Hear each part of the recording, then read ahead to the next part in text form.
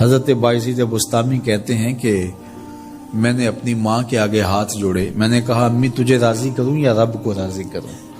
تو اپنے حق مجھے معاف کر دے، اللہ کو میں راضی کر لیتا ہوں۔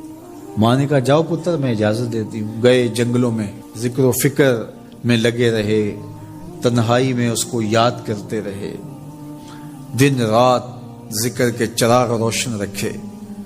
12 سال گزر گئے حق کی تلاش میں۔ ایک دن واپس بستام کے قریب سے گزر رہے تھے، خیال آیا چلتے چلتے ماں کو سلام کر جاؤں۔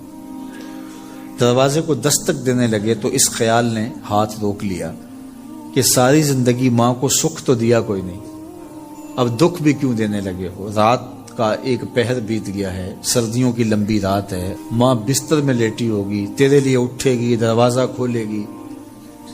دروازے کے ساتھ ہی لگ کے بیٹھ گئے اور ساری رات کاٹ دی، اس خیال سے کہ ماں کو تکلیف نہ ہو۔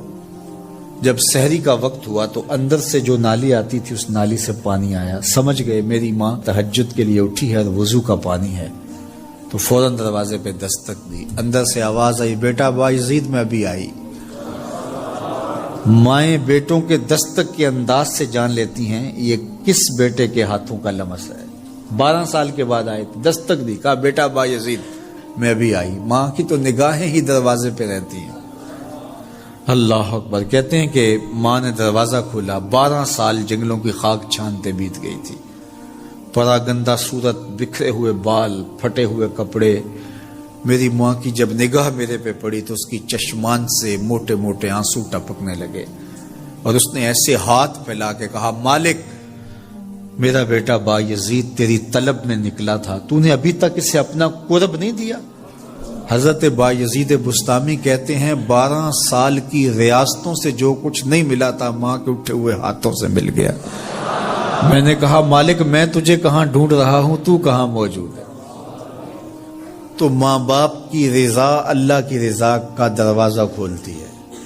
جن لوگوں کے ماں باپ ناراض ہیں اور وہ جا کے پیر صاحب کی خدمت کرتے ہیں اور میاں ماں کے قدم چومو، باپ کی ٹانگیں دباؤ، ان کی خدمت کرو، تمہارے پہلے مرشد وہ ہیں، ان کو راضی کرو، پھر کسی شیخ کامل کی صحبت میں آنا، دیکھو کیسے دل کی بند کھڑکیاں کھلتی ہیں۔ ایک مرشد تو ناراض کر رہا ہے اور دوسرے مرشد سے تمہیں کیا ملے گا؟ تو راستہ یہیں سے کھلے گا۔ والدین کو کبھی ناراض نہ کرو، والدین کو کبھی دکھ نہ دو، والدین کو کبھی تکلیف نہ پہنچاؤ، اور والدین کو بھی چاہیے کہ اپنی اولاد کو اپنا نافرمان نہ بنائے۔ ایک بزرگ فرماتے ہیں کہ مجھے برابر 30 سال ہو گئے ہیں کہ میں اپنی اولاد کو کوئی حکم ہی نہیں دیا، کوئی حکم نہیں دیا۔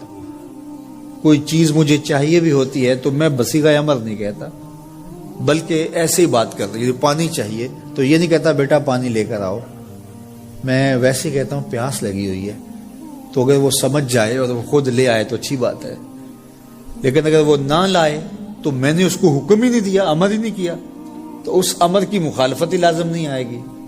تو کہا 30 سال برابر گزر گئے ہیں، میں نے اپنی اولاد کو حکم نہیں دیا کہ کہیں وہ میری نافرمان نہ ہو جائے، چونکہ اگر وہ نافرمان ہو گئی پلے کچھ نہیں رہے گا۔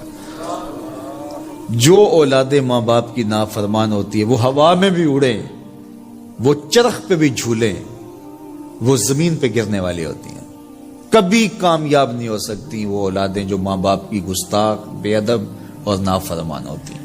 وہی اولادیں سرخرو، کامیاب اور کامگار اور بامراد ہوتی ہیں جو ماں باپ کی خدمت کرتی ہیں، ماں باپ کی دعائیں لیتی ہیں۔